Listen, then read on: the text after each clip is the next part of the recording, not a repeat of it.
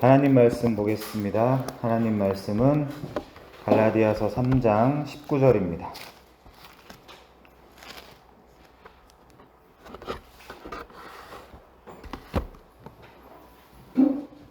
하나님 말씀 갈라디아서 3장 19절 한 절만 보겠습니다. 그런즉 율법은 무엇이냐? 범법함으로 더하여진 것이라. 천사들을 통하여 한 중보자의 손으로 베푸신 것인데 약속하신 자손이 오시기까지 있을 것이라. 아멘. 갈라디아서 강의 16번째 시간입니다. 꽤 많이 달려왔네요. 오늘은 갈라디아서와 연결해서 살펴볼 하나님의 약속 세 번째 시간입니다. 오늘도 이 강론 시간에 부디 잘 듣고 들은 내용을 또 잘 활용하셔서 즉 하나님의 객관적인 성경 말씀을 함께 살펴보면서 이 말씀이 오늘날 나에게 어떻게 적용될 수 있는지 개인적으로 한번 깊게 고민해 보시기 바랍니다.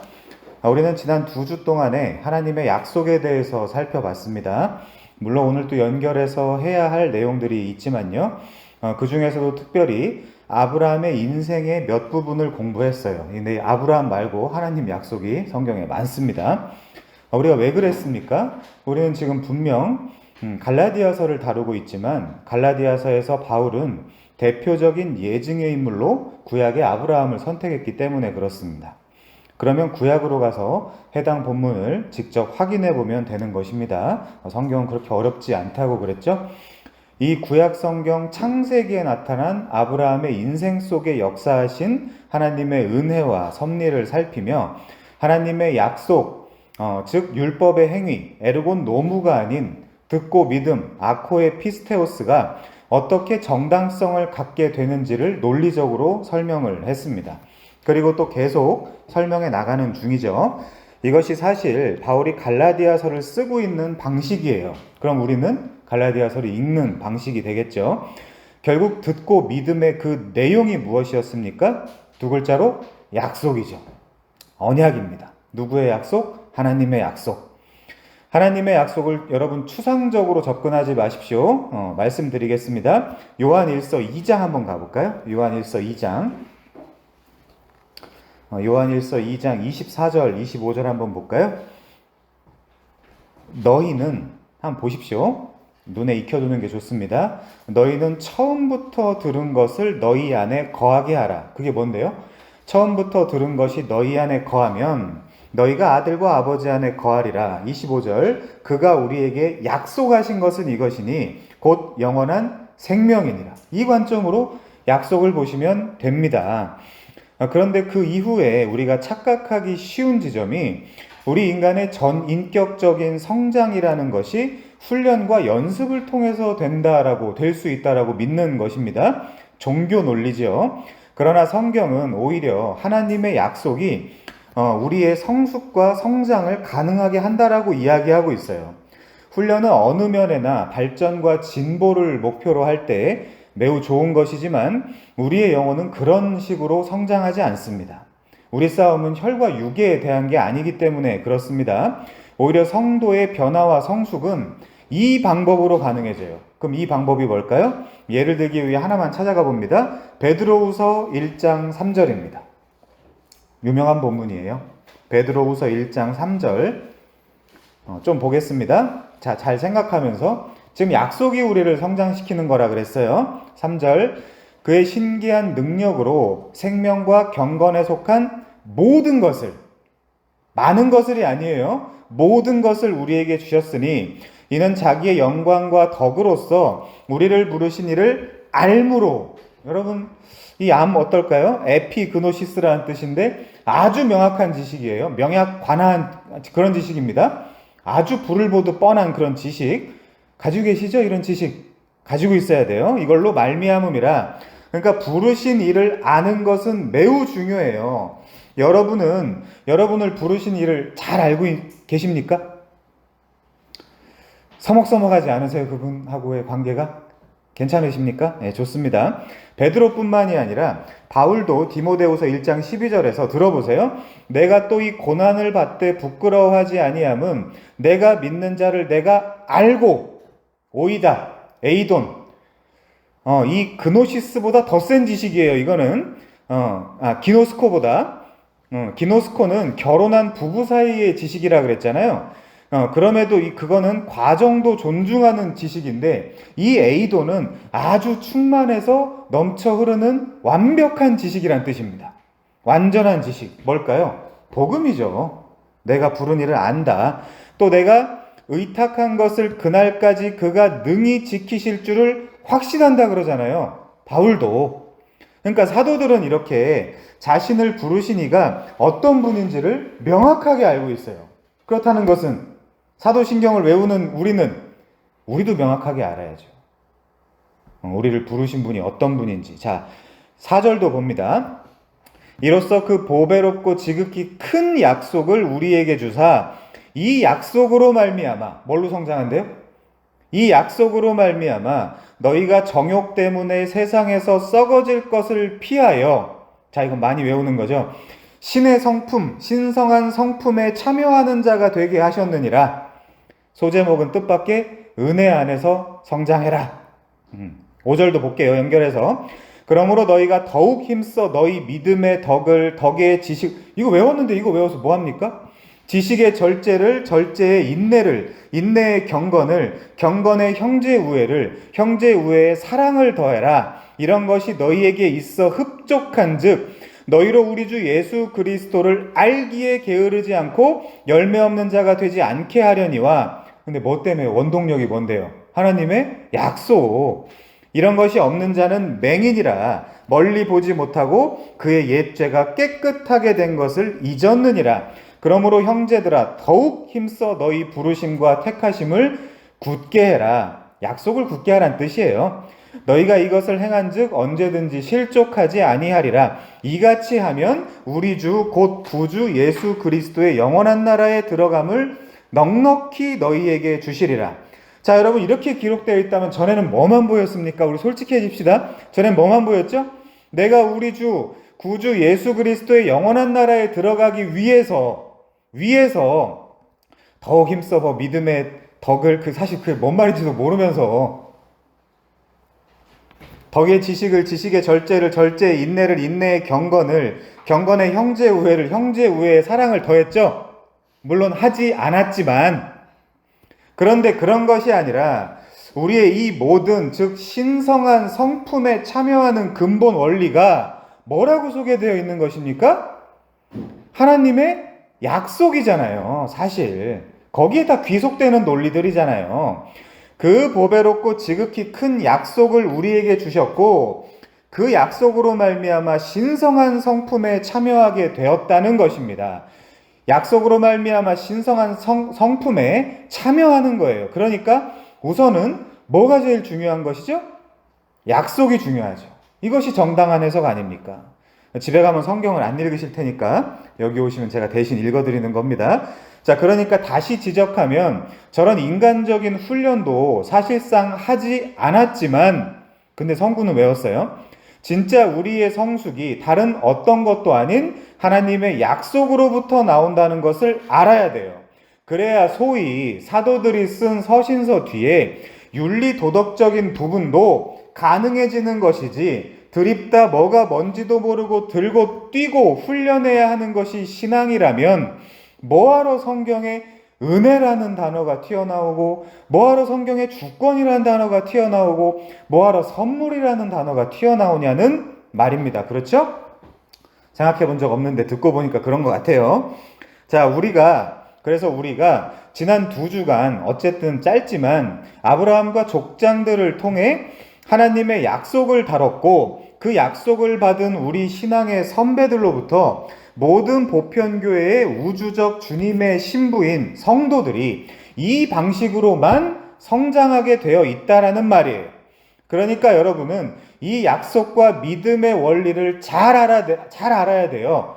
베드로처럼, 바울처럼. 하나님은 성도를 약속으로 접근하시고 약속으로 다루시기 때문에 그렇습니다. 여러분도 마찬가지예요. 아브라함의 이야기는 축약하면 하나입니다. 뜻밖의 약속을 받았고 인내하며 약속의 성취를 바랐더니 하나님께서 원하시는 사람이 되어 있더라. 끝! 이게 다예요. 여러분이 본질상 이방인인데 유대인도 역사적으로 완전히 실패한 율법을 여러분더러 여러분의 힘으로 지키라는 것이 아니란 말입니다. 그게 종교지 않습니까? 그게 종교예요. 그럴 거면 뭐하러 교회를 다닙니까? 절에서 하라는 것과 똑같은데. 자, 들어보십시오. 듣고 믿고 그렇게 받은 성령을 통해 하루하루 살아갈 때 결코 율법과 모순되거나 이율배반적이지 않은 점점 더 선하고 도덕적인 향기 나는 진짜 하나님의 백성다운 자녀다운 삶이 나온다라는 말입니다. 이게 뭐 어려운 거예요.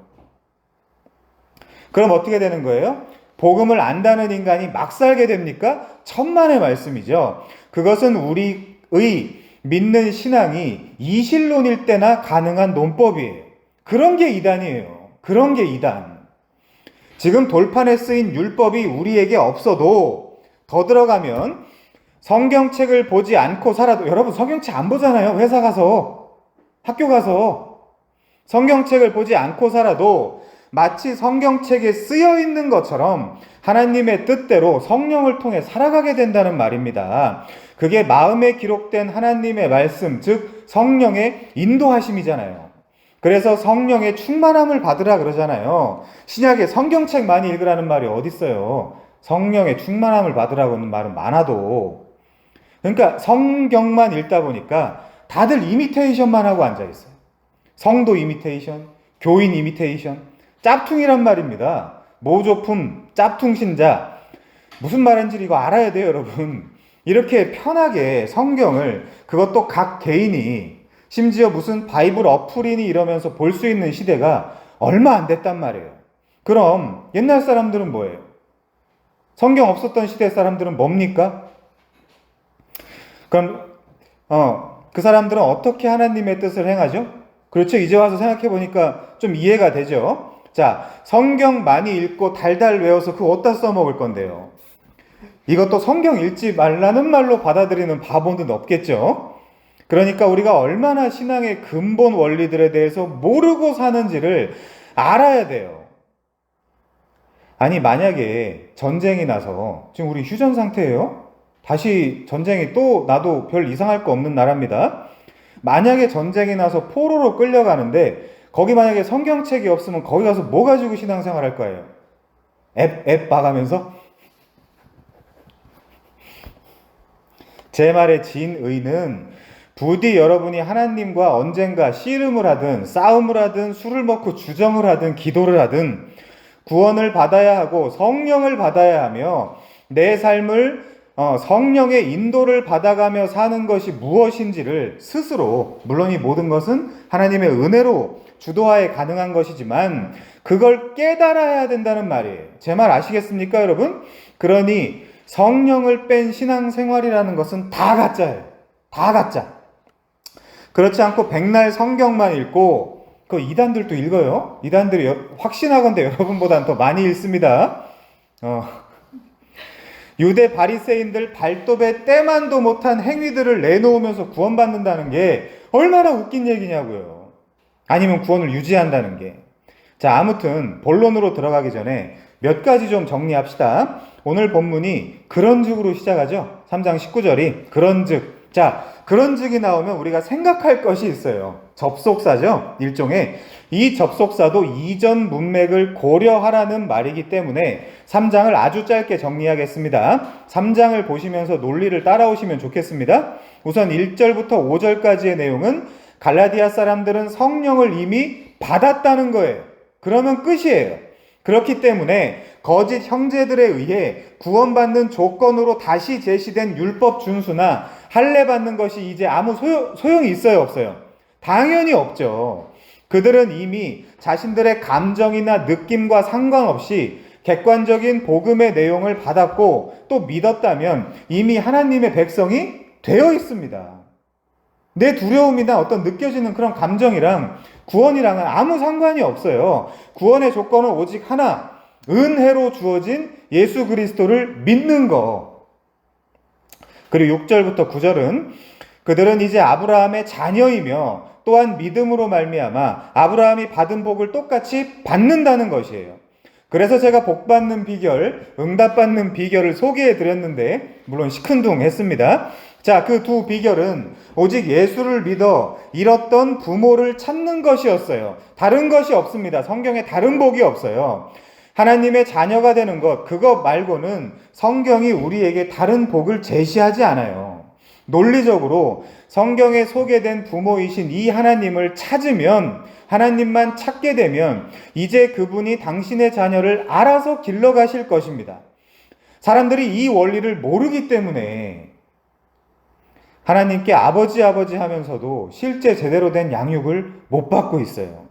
그리고 지적할 것은 이 아버지는 여러분의 뜻대로 살게 해주시는 분이 아니라 당신의 뜻대로 우리를 길러가시는 그런 분이시죠. 아직 우리가 어리기 때문에 그렇습니다. 다 크면 좀 달라져요. 자, 이제 10절부터 14절은 할례를 받는 것과 율법의 행위를 통해 살아가려고 하는 자들은 궁극적으로 저주를 받지만 예수의 죽음과 장사됨 그리고 부활의 복음을 믿는 자들은 아브라함의 복과 성령의 약속을 받습니다. 바로 이것이 우리 믿음의 조상인 아브라함의 신앙생활이었어요. 믿음과 성령 말이죠. 믿음과 성령. 성경은 반복적으로 이 원리를 소개합니다. 아브라함이 성경책 가지고 있었을까요? 아니란 말입니다. 들어보세요. 결국 성경이 소개하는 것이 뭐죠? 오실 예수님과 오신 예수님, 그리고 다시 오실 예수님입니다. 그쵸? 그리고 또 하나, 가장 강력하게 요에서 2장 28절에서 32절에 예언되어 있고 우리 예수께서도 그토록 강조하셨던 또 다른 보혜사가 오실 것이다. 그리고 그분은 너희를 고아처럼 내버려 두지 않을 것이다 라고 하셨던 누구요? 성령이죠. 이 두 가지, 즉 예수님과 성령님이 성경의 가장 강력한 약속이란 말이에요. 그럼 결국 예수께서는 역사와 시간 안으로 이미 오셨고 오신 그분을 내가 이미 믿고 있습니다. 그렇죠? 또 내 안에 내주하시는 성령과 함께 지금 살고 있어요. 그러면 끝이잖아요. 그거를 소개해 주는 게 성경인데 저는 지금 우리 신앙의 믿음과 내용과 삶의 기준과 표준이 되는 성경을 무시하는 게 전혀 아니에요. 남의 말을 제멋대로 들으면 안 돼요. 다만 그에 못지않게 성령을 강조하는 것이고 이 성령이야말로 내 손에 성경이 쥐어져 있던 그렇지 않던 진리 가운데로 또 진리 가운데로 나를 인도해 간다는 사실을 여러분들은 명심하셔야 돼요. 다시 말씀드리지만 우리 시대처럼 이렇게 성경이 널려있는 시대는 거의 없었어요. 갈라디아 교회를 포함한 대부분의 교회사 동안의 성도들은 오직 성령만을 의지해야 했어요. 물론 그러다가 이상해진 사람들도 많았지만 말입니다. 그러다가 이상해진 건 아니죠. 그거를 이용해 먹은 거죠. 근데 그 이상한 사람들 때문에 이제 성령을 의지해서는 안 된다. 혹은 위험하다. 이게 대체 무슨 논리죠? 우리는 시시때때로 절대적이며 객관적인 성경의 도움을 받을 수 있지만 또 그래야 되지만 우리가 매번 성경책을 들고 다니지 않는다는 사실을 사실상 분명히 깨닫고 매일 매 순간을 성령의 인도와 도움을 받아야 한다는 점을 말씀을 드립니다. 그리고 내 신앙이 옳다면 성경의 메시지와 다르지 않은 신앙의 길을 성령이 인도하실 거예요. 왜? 성경의 저자가 성령이시니까. 그리고 15절부터 18절까지는 구체적으로 이제 아브라함의 언약을 소개하면서 이 언약은 성경의 전체 줄거리, 성경의 전체 구속사에서 가장 근본적인 언약 중에 하나이며 모세에게 주어진 언약, 즉 구약은 그 이후에 한시적으로 주어졌기 때문에 아브라함 언약을 흔들거나 비틀 수 없다는 논리였습니다. 아브라함 언약은 우리가 계속 찾아본 대로 무슨 언약이었죠?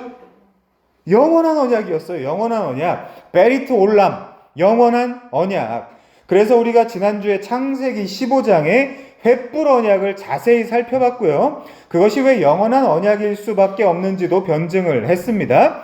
하나님은 아브라함이 바라거나 생각하거나 원하지도 않은 때에 찾아오셔서 우리랑 똑같아요. 땅, 에레츠와 자손, 제라를 주실 것인데 만약 그것을 주지 못하면 즉 언약이 성취되지 못한다면 스스로 쪼개지시겠다며 쪼갠 재물 사이를 홀로 지나가신 것입니다. 아니면 다른 측면에서 그 스스로 묶이고 스스로 쪼개짐을 통해 이 언약을 지키겠다라는 의미도 가능해집니다. 결국 예수께서 죽음으로 이 언약을 성취하신 것이니까요. 말하자면 하나님께서 단독으로 언약을 세우신 것이고 그 사건이 일종의 디아데케 유언 같은 거라 그랬어요. 그렇죠? 그래서 하나님의 이 유언이 십자가에서 이루어졌습니다. 히브리서 9장 16, 17절 유언은 유언한 자가 죽어야 되나니 유언한 자가 살아있는 동안에는 효력이 없느니라. 이거 왜 기록되어 있겠어요, 성경에? 그래서 무엇이 성취되었습니까? 9장 22절 피 흘림이 없은즉 사함, 죄사함이 없느니라. 누가 피를 흘렸다는 거예요? 예수, 하나님. 이렇게 아브라함에게 주신 언약이 성취되었어요. 결국에는 하나님의 쪼개짐으로 아브라함의 쪼개짐이 면했습니다. 그가 살아난 거예요. 언약을 맺을 필요가 없는 하나님이 스스로 이 역사 속으로 들어오셔서 언약을 맺으시고 스스로 십자가에서 쪼개지셨어요. 이걸 은혜라고 하는 거 아닙니까? 이걸 구원이라고 하는 거죠. 하나님의 뜻대로 아브라함과 아브라함의 후손들은 심지어 그 후손들은 현재 예수를 믿고 있는 여러분들도 당연히 포함돼요. 우리도 아브라함의 후손이란 말이에요. 자손과 땅을 받았어요. 이것은 구체적으로 예수 그리스도와 약속의 땅 가나안이었습니다. 그래서 아브라함이 복이 될지라 라고 한 것이고, 그래서 아브라함의 자손들이 하늘의 별과 같이 된다라고 한 것이며, 그래서 신약에 가면 누가복음 16장에 가면 나사로라는 인물도 소위 천국에 가니까 다름 아닌 누구 품에 안겨 있어요?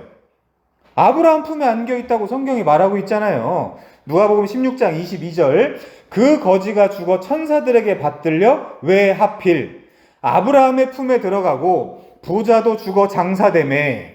이 원리 때문에 우리는 물론 당연히 하나님의 자녀지만 아브라함의 자녀, 아브라함의 복수로서의 후손이라고도 말할 수 있게 된 것입니다. 사실상 누구 때문이죠? 아브라함이 받은 약속, 하늘의 별과 같고 하늘의 티끌과 같이 많은 자손이 있을 것이지만, 우리도 그 자손이라 그랬어요. 군진명사, 집합명사 설명했었죠. 사실상 그것은 그들 중 가장 밝게, 아니 이렇게 말합시다. 가장이 아니라 센터에서 유일하게 빛나는 예수 그리스도라는 진짜 제라, 진짜 스페르마, 후손, 자손, 씨 때문에. 그런데 아브라함의 씨, 아브라함의 후손인 약속의 자손 예수 그리스도 때문에 하늘 가나안을 나의 쪼개짐 없이 공짜로 상속받게 되는 것입니다. 공짜로. 자, 하나님이 그러시잖아요. 창세기 15장 4절에 보면 아니야. 내 몸에서 날짜가 네 씨라 일컬음을 받을 거야. 자, 창세기 15장 4절 5절 그 사람 엘리에셀이 네 상속자가 아니라 네 몸에서 날짜가 네 상속자가 되리라 하시고, 그를 이끌고 밖으로 나가 이르시되 하늘을 우러러 뭇별을 셀 수 있나 보라. 또 그에게 이르시되 네 자손이 이와 같으리라. 꼭 택함 받은 아브라함과 사레를 통해서만 구속주의 씨가 와야 한다라는 것이었습니다. 다른 라인은 안 돼요. 다른 족보는 안 된단 말입니다. 바로 그때 아브라함의 반응이 어땠어요?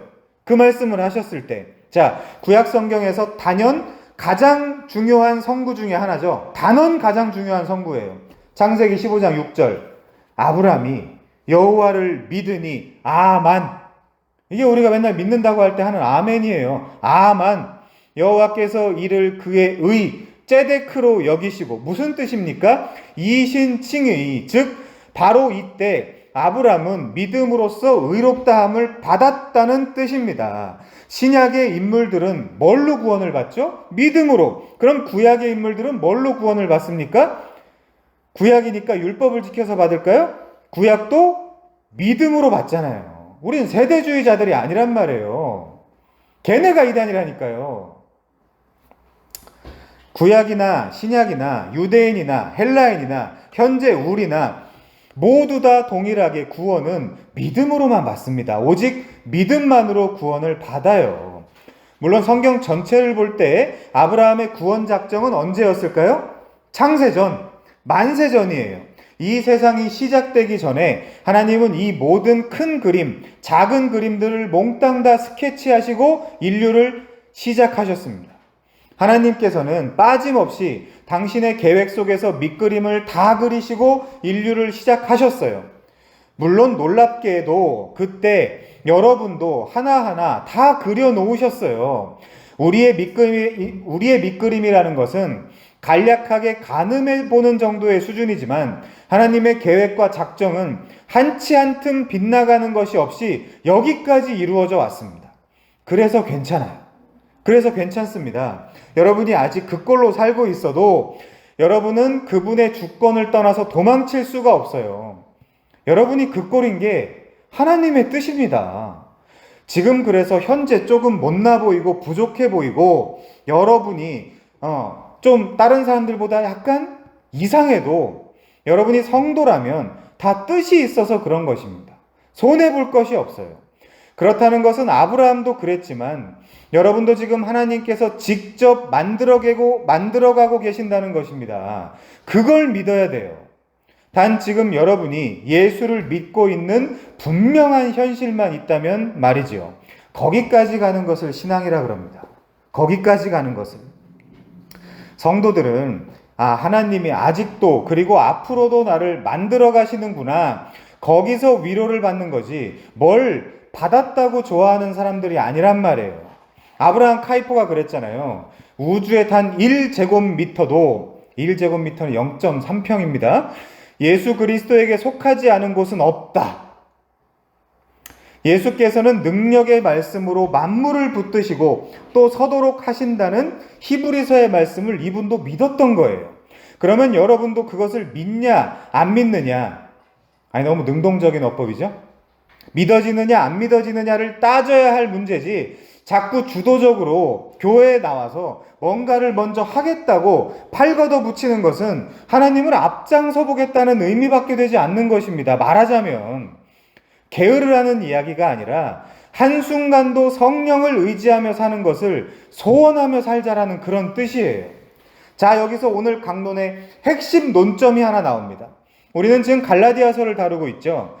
갈라디아서를 한마디로 줄이면 뭡니까? 구원받고 성령을 받는다는 것은 믿음으로 되는 것이지 할례를 받는다거나 율법의 행위로 되는 것이 아니라는 것입니다. 그러면 그것을 변증하기 위해서 바울에게 가장 좋은 인물이 누구였겠어요? 아브라함이죠, 당연히. 왜요? 방금 우리는 창세기 15장 6절에서 아브라함이 여호와를 믿으니 다른 거 안 보고 하나님이 다른 거 안 보고 여호와를 믿으니 이를 그의 의로 여기셨다라는 기가 막힌 진리를 발견했습니다. 그렇죠? 그렇다는 것은 아브라함이 율법이 주어지기 얼마 전 사람이에요. 갈라디아서에 의하면 적어도 430년 전의 사람이라는 뜻이죠. 왜요? 3장 17절에서 하나님께서 미리 정하신 언약을, 이 무슨 언약인데요? 아브라함 언약이잖아요. 문맥적으로 430년 후에 생긴 율법이 폐기하지 못하고라고 했지 않습니까? 그럼 아브라함이 하나님께 언약을 받고 430년 이후에 생긴 율법이랑 아브라함 본인이랑 관계가 있어요, 없어요? 아무 관계가 없죠. 만약 말이 되려면 아브라함은 그 이후 최소 430년을 더 살아야 돼요. 말이 됩니까, 이게? 근데 아브라함은 도합 175년을 산 사람이란 말이에요. 도합, 총 430년은 고사하고 200년도 못 살았어요. 율법이랑 관계가 없죠, 아브라함은. 근데 믿어서 구원을 받은 대표적인 인물이잖아요. 그럼 우선 모세를 통해 받은 율법은 아브라함과 논리적으로 아무 상관이 없다는 게 증명됐습니다. 자, 그 다음 할례는요. 이제부터 좀 살펴보겠지만 아브라함이 이신칭이 즉 믿음으로 의롭다함을 받은 장이 창세기 15장인데 할례는 몇 장에 나오죠? 17장에 나와요. 17장에. 그러면 아브라함이 의롭다 칭함을 받고 그 이후에 할례를 받은 것이죠.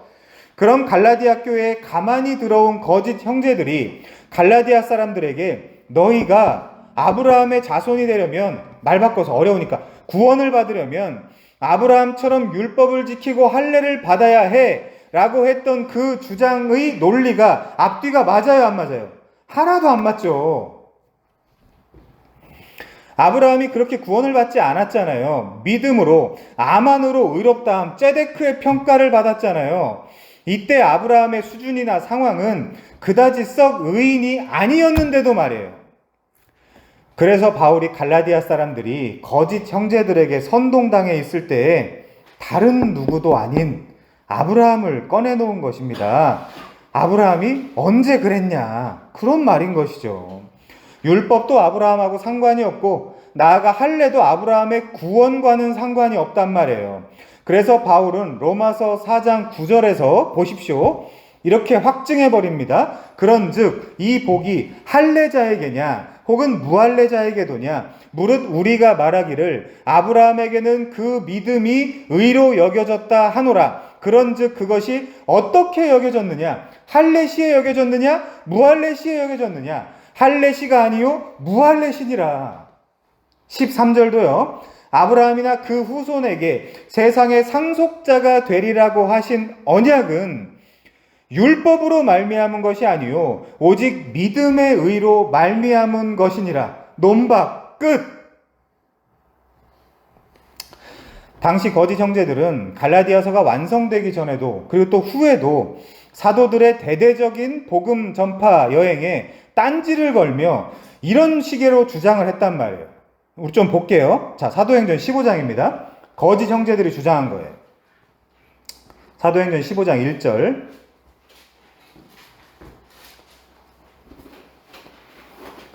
어떤 사람들이, 이 사람들이 누구예요? 문맥적으로 거짓 형제들이에요. 어떤 사람들이 유대로부터 내려와서 형제들을 가르치되 너희가 모세의 법대로 할례를 받지 아니하면 능히 구원을 받지 못하리라. 5절도 볼게요. 5절도. 바리새파, 이 시대에 거짓 형제들이 더 많단 말이에요, 여러분. 5절도 5절.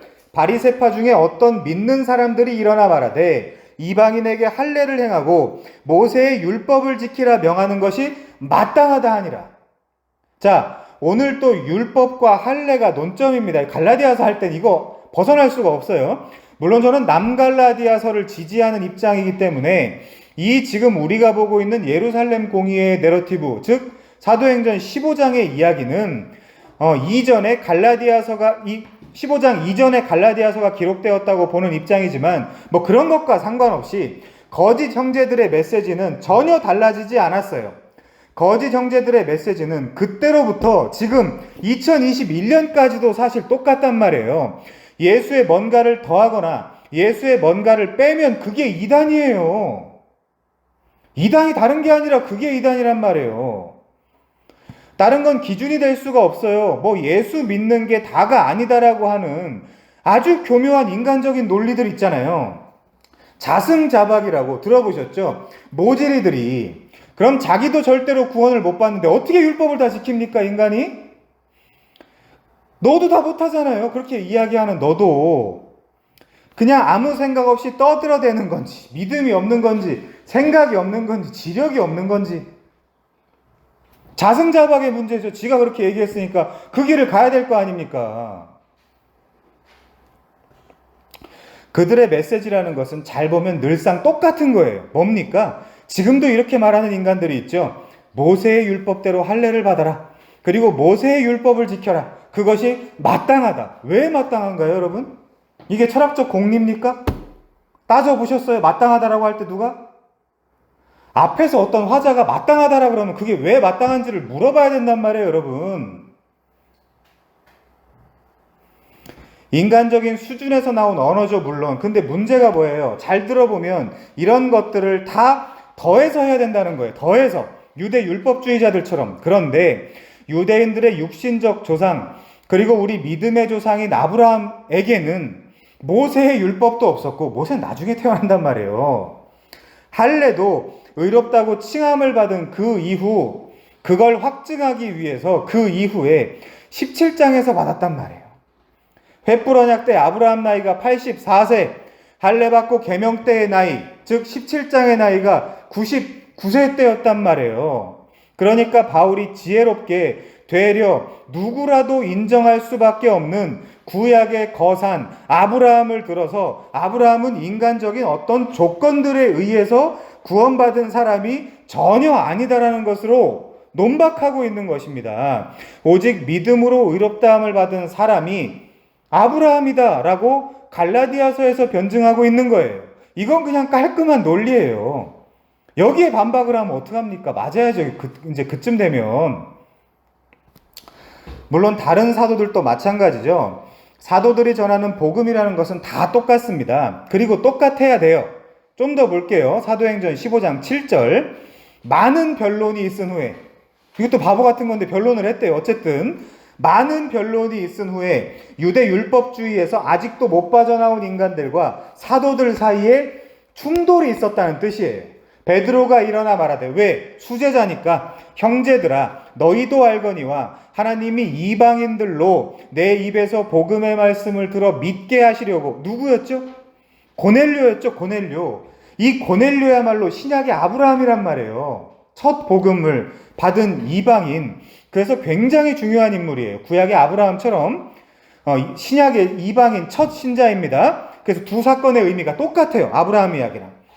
오래전부터 너희 가운데서 나를 택하시고, 물론 베드로는 이 이후에는 유대인의 사도로 헌신합니다. 아시겠지만. 그리고 바울이 이방인의 사도를 맡죠. 물론 기회에 따라서는 대상을 교차해서 전도 사역을 하기도 하지만, 어쨌든 편의상 유대인의 사도 베드로, 이방인의 사도 바울, 이렇게 부르는 거예요. 자, 8절. 또 마음을 아시는 하나님이 우리에게와 같이 그들에게도 성령을 주어. 어떻게 해요? 왜? 증언하시고 믿음으로 그들의 마음을 깨끗하게 하사. 이게 원리 아닙니까? 이게 그들이나 우리나 차별하지 아니하셨느니라. 근데 이전에 뭐 했어요? 밥 먹다 도망갔죠. 이방인들이랑 밥 먹다. 그래서 바울한테 혼나잖아요. 그런데 지금 너희가 어찌하여 하나님을 시험하여. 자기도 했으면서. 여러분, 하나님을 시험하면 어떻게 되죠? 성경에서 죽잖아요. 그러니까 율법 가지고 시험하지 말라는 거예요. 지금 너희가 어찌하여 하나님을 시험하여. 자, 시험의 내용 좀 보죠. 우리 조상과 우리도 능히 매지 못하던 멍에. 이 멍에가 뭡니까 여러분? 율법이잖아요. 문맥적으로. 행위란 말이에요. 말하자면 할례란 말입니다. 이 멍에를 제자들의 목에 두려느냐? 그러나 우리는 그들이 우리와 동일하게 뭘로 구원받는데요? 주 예수의 은혜로 구원받는 줄 믿노라 하니라. 대표 사도가. 그럼 논쟁은, 논란은 끝내야 되는 거죠. 근데 문제가 뭡니까? 율법은 아나크로니즘이라 그러죠. 즉 시대착오적인 것인데, 말하자면 옛날 상품인데, 즉 그래서 율법을 구약이라고 하는 거 아닙니까? 구약, 옛날 약속. 아니, 이 2000년 전 예루살렘 공의회 때도 구시대적인 것이었는데 지금 2000년이나 지났어요. 2021년이에요 지금. 그런데 지금도 율법을 지켜야 한다는 둥, 그래야 구원을 받는다는 둥, 그래야 구원을 유지할 수 있다는 둥 하는 인간들은 도대체 뭐냔 말이에요. 더구나 이방인들이잖아요. 우리는 이방인들이란 말이에요. 우리 이방인들은 어디 가서 율법을 받은 적도 없어요. 이방인들인 여러분, 혹시 시내산에 올라갔다 오셨습니까? 아니잖아요. 이 인간들이 갈라디아서와 사도행전도 한번 진지하게 안 읽어봤다는 뜻이에요. 자, 대표 사도가 그래서 우리는 그들이, 이방인들이 우리와 동일하게 주 예수의 뭐로? 은혜로 구원받는 줄을 믿노라 하니라. 여러분, 은혜가 시시합니까? 이게 별거 아니니까 자꾸 다른 걸 찾는 거잖아요. 근데 어디 가서 글줄 좀 읽었다, 뭐 외국 나가서 유학을 좀 했다라는 싸구려 학자, 무슨 설교자들이 나타나서 지들도 안 하면서, 여러분이 속는 지점이 바로 거기에요. 앞에서 말하면 앞에서 말하는 사람은 한다라고 착각해요. 지들도 안 하면서, 여러분보다 더 안 하면서, 예를 들면 마이크 맨날 잡고 돌아다니는 유명한 할아버지 한 분 있잖아요. 내로남불의 전형. 맨날 윤리 도덕적으로 살아야 된다. 착하게 살아야 된다. 왜 한국 기독교는 돈을 우상으로 섬기냐. 심지어 이거 가지고 책도 썼어요. 기독교인들이 가진 좋은 직업은 이제 좀 불신자들에게 양보하자. 이런 거 주장하던 할아버지가 대학 총장 좀 더 해보겠다고 또 뒤로는 소송하고 난리친 거 아닙니까? 집회 한 번 하는데 몇백만 원씩 받아 챙기고. 그런데 이런 분들이 가장 공격하는 게 무슨 교리죠? 그게 이신칭의 교리란 말이에요. 이런 분들이, 이런 인간들이. 왜? 이신칭의만 얘기하면 막 살 것 같거든요. 어딜 막 살아요? 하나님의 자녀가 되는 건데. 어떻게 막 삽니까? 하나님의 자녀가 되는 건데. 하나님이 가만히 있겠어요? 자신의 자녀가 막 살면? 이런 인간들에게 이신칭의 교리가 얼마나 거슬리는지 몰라요. 그래서 맨날 예수 믿는 게 다가 아니라고 가르쳐요. 이분들이. 유학을 했다 뭐 어쨌다. 그러면서 맨날 마이크 잡고는 삶이 어쩌고 거룩이 어쩌고 인격이 어쩌고 너나 잘하세요. 너나. 의인들이에요. 아주. 의인 납셨어. 그런 인간들 보면 자기가 쏙 괜찮은 사람인 줄 알아요. 이런 얘기를 안 들어봐서 그래. 젊은 사람들한테. 여러분도 가서 좀 얘기 좀 해주세요. 착각하지 말라고. 냄새난다고 지금 당신한테. 아주 굉장히 어떤 도덕적인 카르텔을 가지고 자기들이 무슨 대단한 사람인 줄 알아요. 이 재수태기들이. 여러분, 그래서 겉으로 뻔지르르한 인간들을 더 조심해야 돼요. 더. 아니, 사기칠 때 쇼하면서 사기치지. 원래 자기가 있는 모습 그대로 보여주면서 사기치는 그런 인간들이 어디 있습니까? 근데 그걸 또 속고 앉아있어. 한심한 일이죠. 뭐 유보적 칭의가 어떻고 뭐 어쨌든 그거 말한 분은 도덕적으로 뭐 걸린 건 없지만 인간은 다 똑같습니다. 너무나도 이렇게 성경적으로 명백한 이신칭의 교리는 되려 싸구려 학자들에게 늘 공격을 이렇게 당하고 있어요. 왜요? 착해지자는 논리로. 진짜 착해지는 게 뭔지도 모르는 인간들이. 자, 다시 말하지만 약속에 의해서 신의 성품에 참여하게 되는 것이지 인간적 노력이나 헌신으로 성자가 되는 것이 전혀 아닙니다. 그거 사실 생각이시 1, 20년만 살아보면 알 수 있는 것들이잖아요. 한 30년 살았으면 이제 그만 속아야죠. 아무튼 지난주에는 창세기 15장의 횃불 언약을 살펴봤으니까 오늘은 창세기 17장을 좀 살펴보겠습니다. 왜 여길 또 골랐냐면 여기가 할례예요. 할례는 갈라디아서의 이슈죠. 제가 지금 창세기 강의를 하려는 게 아니라 이 할례는 갈라디아서의 중요한 이슈란 말이에요. 그래서 개괄적인 이해 정도는 좀 있어야 됩니다. 자, 우리 창세기 17장 1절 한번 가보겠습니다. 소제목은 언약의 표, 지난주에 이야기했죠. 오트. 언약의 표인 할례. 자, 1절부터 좀 봅니다. 아브라함이 99세 때에 왜 하필 99세 때에 할례를 명하시고 100세에 이삭을 낳게 하실까요? 이삭이야말로 인간적인 능력으로는 절대로 출생할 수 없는 자녀라는 것을 아브라함에게 확실하게 알려주기 위해서예요. 연결해서 이 씨라는 것은 육신적인 능력이나 노력이 아닌 육신의 자녀가 아닌 무슨 자녀라는 거죠 지금? 약속의 자녀라는 거예요. 약속의 자녀. 전장 그러니까 16장 16절 마지막 절에 보면 아브라함이 86세라고 되어 있죠. 그러니까 성경으로는 단 한 절의 차이지만 사실상 시간상으로는 하갈을 통해 이스마엘을 낳고 몇 년이 지났어요 지금? 13년이 지났죠. 13년간이나 하나님의 침묵이 이어져요. 왜? 아직도 인간적인 힘으로 언약을 이루려고 하는 그거를 빼려고. 여러분도 침묵 있죠 지금 하나님의 침묵. 그때는 가만히 있으면 돼요 그냥. 알아서 하시겠구나 어련히. 그게 하나님의 침묵의 긍정적인 부분이에요.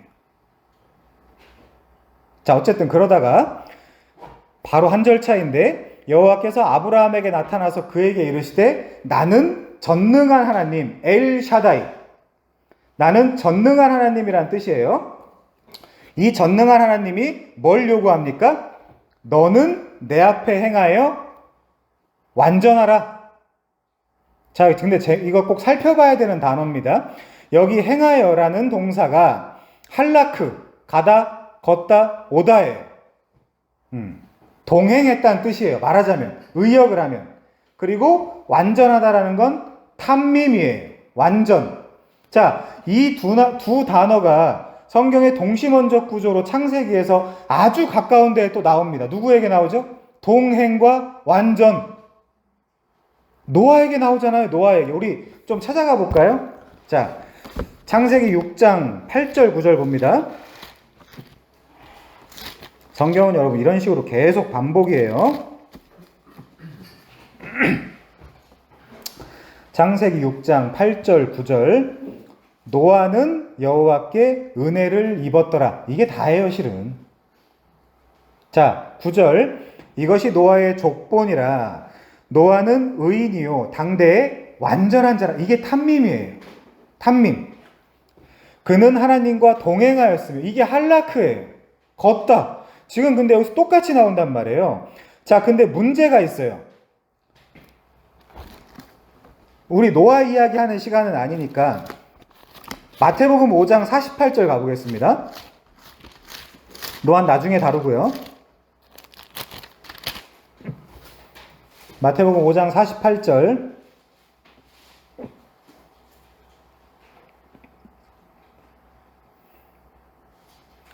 그러므로 하늘에 계신 너의 아버지의 온전하심과 같이 너희도 온전해라. 테텔레이오스라는 뜻이거든요, 이게.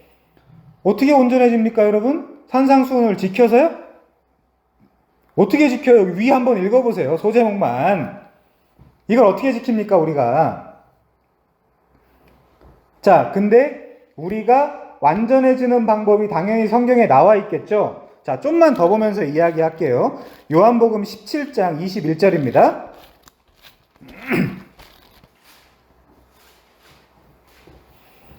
대제사장적 기도라는 장이에요. 예수님이 우리를 위해 하신 기도입니다. 우리를 위해서 예수님이 뭘 기도하셨나 한번 보죠. 21절.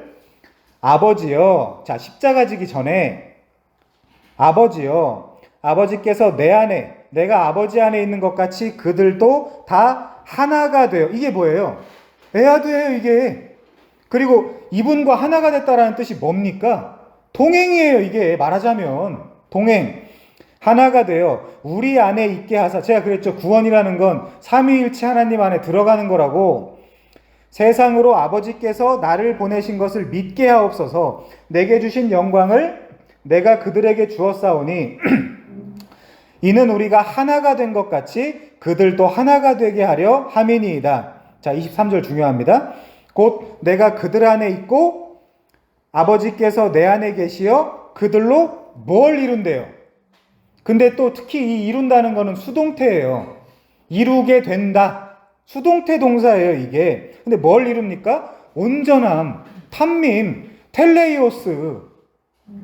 온전함을 이루어 하나가 되게. 여기 그럼 두 가지가 다 나왔죠? 탐밈과 할라크. 동행과 완전히 다 나와 있잖아요. 예수님의 기도에. 뭐 하기 전에 이 기도를 하셨냐고요? 이제 뭐 할 거냐고요, 예수님이. 하나가 되게 하려 함은 아버지께서 나를 보내신 것과 또 나를 사랑하신 같이 그들도 사랑하신 것을 세상으로 알게 하려 함이로소이다. 자, 하나님의 사랑이 증명된 자리가 있어요. 그게 어디예요? 우리 하나 더 보고요. 요한일서 4장이에요.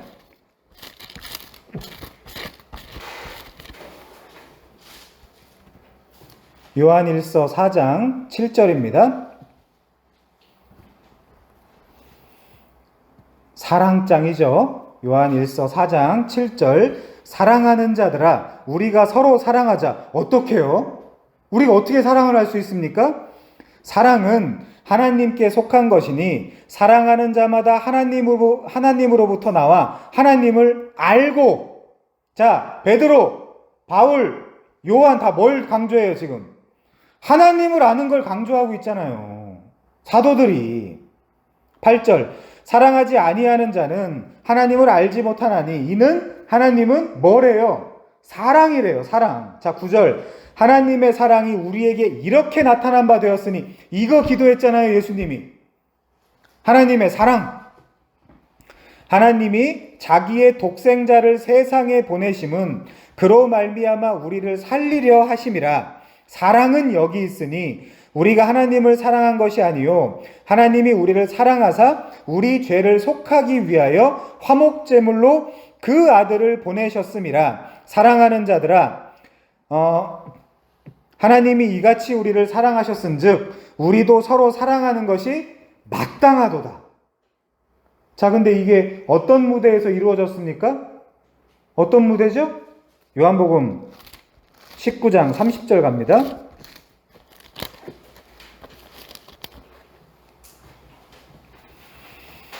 요한복음 19장 30절. 예수께서 신포도주를 받으신 후에 이르시되 다 이루었다 하시고 머리를 숙이니 영혼이 떠나가시니라. 여기 다 이루었다가 뭐예요? 테텔레스타이예요. 완전한 자리. 하나님의 사랑도 나타났어요. 동행도 나타났어요. 완전도 나타났어요. 여기서.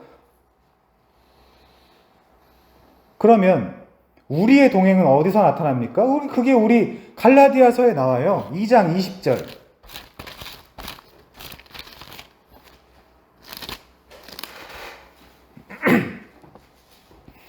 우리가 어떻게 동행하나 봅시다. 갈라디아서 2장 20절. 내가 그리스도와 함께 십자가에 못 박혔나니 그런즉 이제는 내가 사는 것이 아니요 오직 내 안에 그리스도께서 사는 것이라. 과장이죠. 과장이지만 진짜란 말이에요. 이 현실은.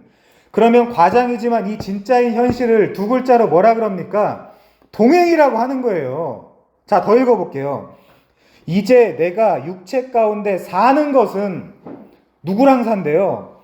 이제 내가 육체 가운데 사는 것은 나를 사랑하사 나를 위하여 자기 자신을 버리신 하나님의 아들을 믿는 믿음 안에서 사는 거잖아요.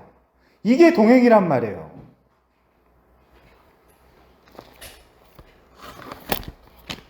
자, 다시 창세기 17장. 그러니까 이제 하나님께서 너는 내 앞에 행하여 완전하라. 이 의미 아시겠죠? 이게 명령이 아니에요, 여러분. 어떻게 완전해집니까, 인간이?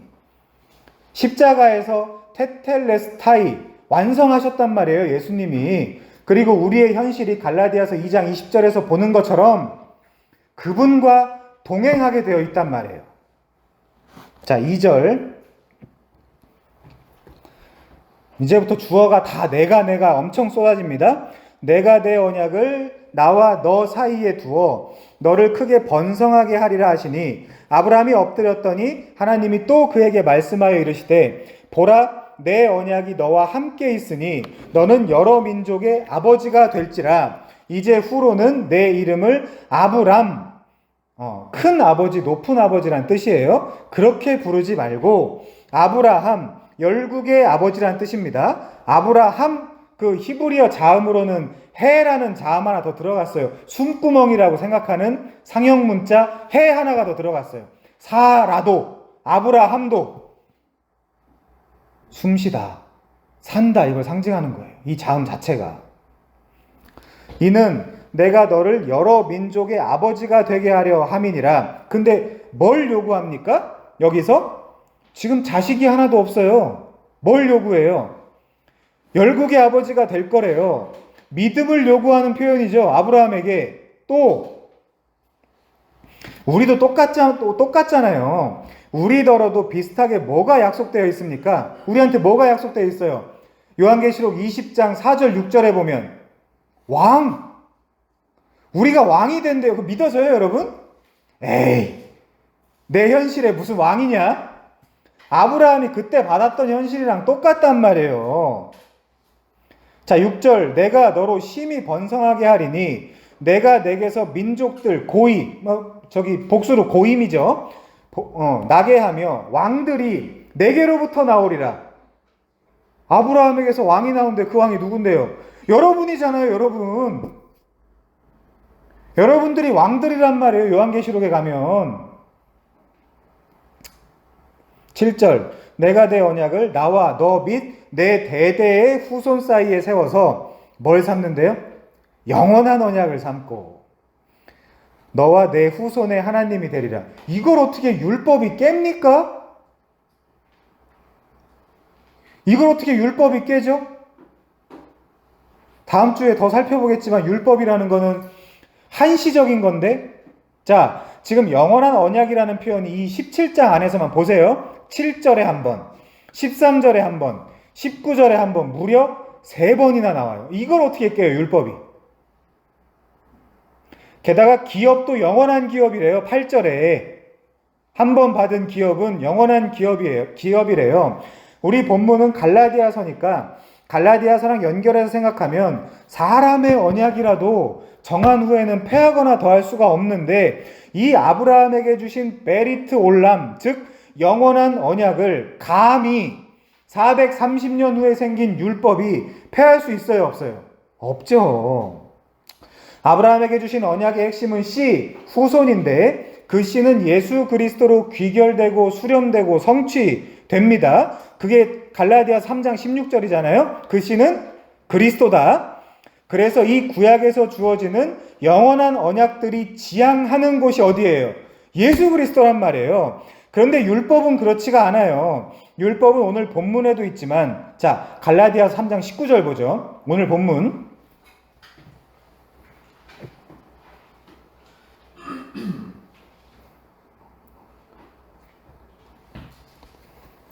율법은 무엇이냐? 자, 그러면 궁금할 거 아니에요, 사람들이. 여러분도 궁금하지 않아요? 아, 그러면 율법을 왜 줬지? 그 율법은 무엇이냐? 자, 나머지 것들은 다음 주에 더 자세히 하고요. 범법함으로 더하여진 것이라 천사들을 통하여 한 중보자의 손으로 베푸신 것인데 이게 중요합니다. 오늘은 언제까지 있대요? 약속하신 씨가 오시기까지 있을 것이라. 그 씨가 누군데요? 예수잖아요. 자, 그렇다면 율법은 이제 할 일을 다 했어요? 아니면 조금 남았어요? 많이 남았어요? 조금 남았어요? 아니면 아예 없어요? 그런데 사람들이 얘를 집에를 안 보내. 할 일 다 했는데. 더구나 이방인들이 우리가 다 이해할 수 없고 가슴 아픈 그 끔찍한 해상 사고를 당했던 세월호에 탔던 그 예쁜 친구들을 이제는 보내줘야 되는데 이 미친 정치인 쓰레기들이 한 번씩 가끔 꺼내놓는 거랑 똑같이 이 율법을 꺼내놔요. 또 써먹어요. 그래서 정치인들이 세월호 얘기 꺼낼 때마다 입을 찢어버리고 싶어요. 그거 써먹는 거 보면. 아, 진짜 저 악마 같은 놈들 저거.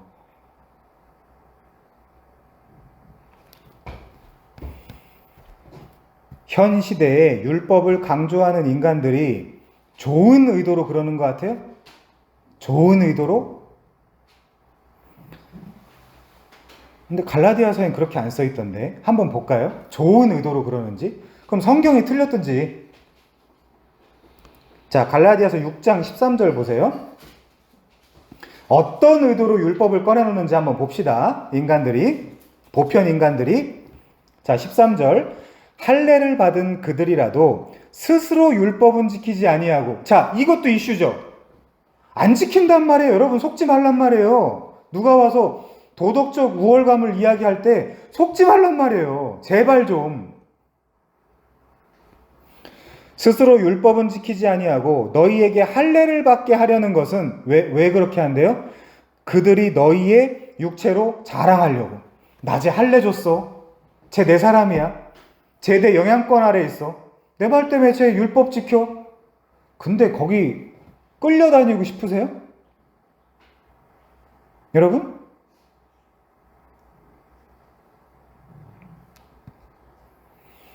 왜 근데 여러분을 써먹으려고 종교 도구 같은 것 명시하면 율법이죠.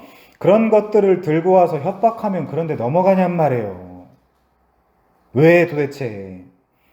율법이 얼마나 여러분을 속박시키고 협박하기 좋은 도구인데요. 그렇잖아요. 당위적으로.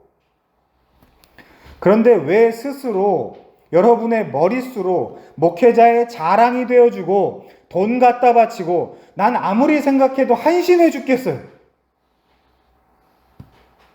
현실 보세요. 우리 교계의 현실을. 뭐하고 있나 지금. 여러분 열받아야 돼요. 열받아야 이런 짓 안 해요. 다만 열받고 끝내면 안 돼요. 그게 개돼지예요. 열받고 끝내는 게 개돼지예요. 더 좋게 표현해 줄 수가 없어요. 그 이후에 정도 진짜 길로 가서 자유인으로 서신 후에 제대로 신앙생활 하란 말이에요. 제대로. 율법에 매여 있어도 개돼지, 거기에 속은 것 때문에 열받아서 아무것도 안 하는 인간도 개돼지. 한 번씩 이렇게 혼나야 돼요, 여러분.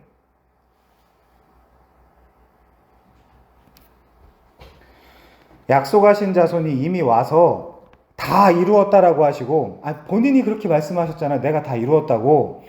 율법을 완성하시고 폐기하셨는데 이 마귀들이 다시 율법을 소환해서 율법을 지켜야 된다라고 떠들고 다니고 있단 말입니다. 그러니 이걸 받아들이는 사람들도 이걸 영적인 문제라고 해야 될지 지력의 문제라고 해야 될지 더 해줄 수 있는 게 없어요. 지금 16번 동안 내가 율법을 얼마나 많이 설명했는지 몰라요, 여러분. 그거 외워서 좀 전하세요. 제발 옆에 있는 사람에게, 가족들에게, 친구들에게 좀 전하란 말이에요. 아니, 너네 왜 거기서 종로로 타고 있냐? 안 안타까운 거예요, 가족들이.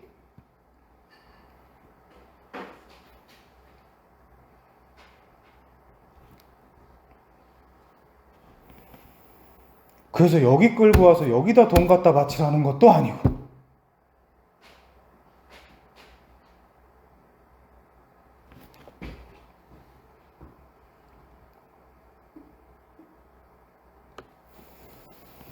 갈라디아서 5장 18절이요. 너희가 만일 성령이 인도하시는 바가 되면 율법 아래에 있지 아니하니라.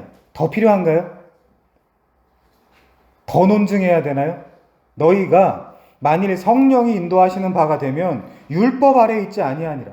법 아래 안 매인다는 뜻이잖아요. 그럼 누가 율법 아래에 있을까요? 성령 아래에 있지 않은 사람. 성령 아래에 있지 않은 사람이 누구예요? 아직 냉정하게 말하면 구원을 받았는지 안 받았는지 모르겠는 사람. 어렵습니까? 복음이 어려우면 안 된단 말이에요. 변태들이니까 자꾸 율법을 지켜야 된대요. 스스로 법으로 묶어서 그걸 거기에 묶고 이러는 거 변태들이 다 하는 거잖아요. 그게 또 좋고 편하다 그래요, 사람들이. 근데 또 사실상 잘 보면 지키지도 않아요. 이게 얼마나 바보냐고요, 이게. 아브라함에게 주신 언약은 반복해서 등장하지만 영원한 언약이에요. 그런데 율법은 이 언약의 총체인 그리스도가 오시면 집에 가야 되는 갈라디아 3장 19절 한시적 역할을 담당하고 있단 말입니다. 지금은 집에 갔어요. 끝났단 말이에요. 다시 부르지 마세요. 에베소서 2장 15절 법조문으로 된 계명의 율법을 폐하셨단 말입니다. 전에 있던 계명은 연약하고 무익함으로 폐하였단 말이에요. 그래도 딴소리 한다?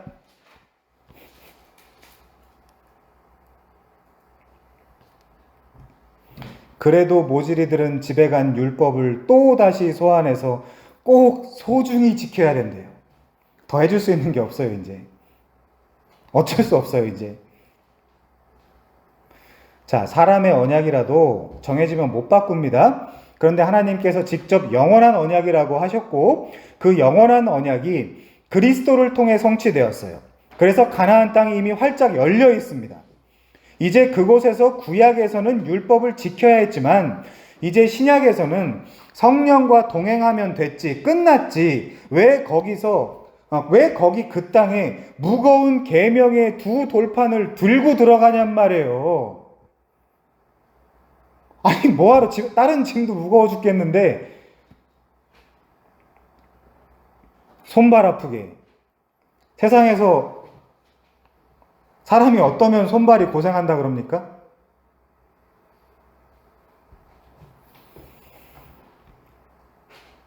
본문은 분명 베리트 올람이라고 이야기합니다. 자, 창세기 9장 16절에 가면 노아의 언약도 영원한 언약이라 그래요.